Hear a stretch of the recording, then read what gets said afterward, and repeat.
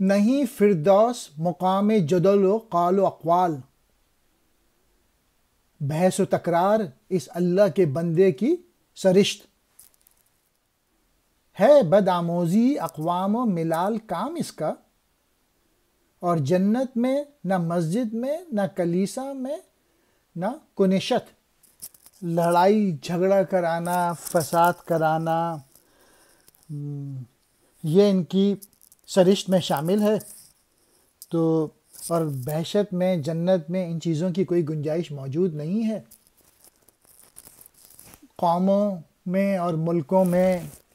ان ملاؤں نے ہیلا اور بہانہ بنا کے پھوٹ ڈالا لوگوں میں، اور جنت میں نہ تو مسجدیں ہوں گی، نہ گرجے، نہ ہی دوسری عبادت گاہیں جن کو یہ شخص جھگڑے کی بنیاد بنا سکے۔ اور تو اقبال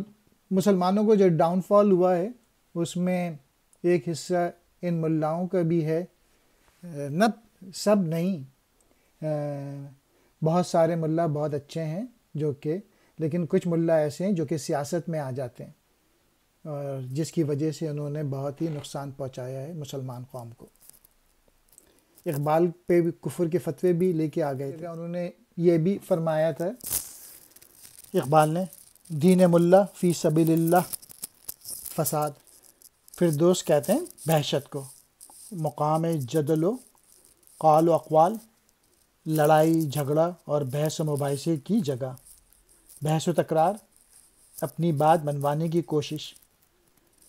سرشت ان کی طبیعت یا مزاج میں، بد آموزی برا سکھانے کی حالت،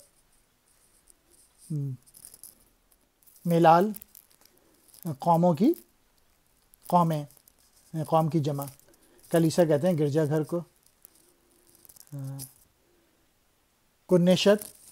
آتش پرستوں کی عبادت گاہیں یعنی آتش کدہ۔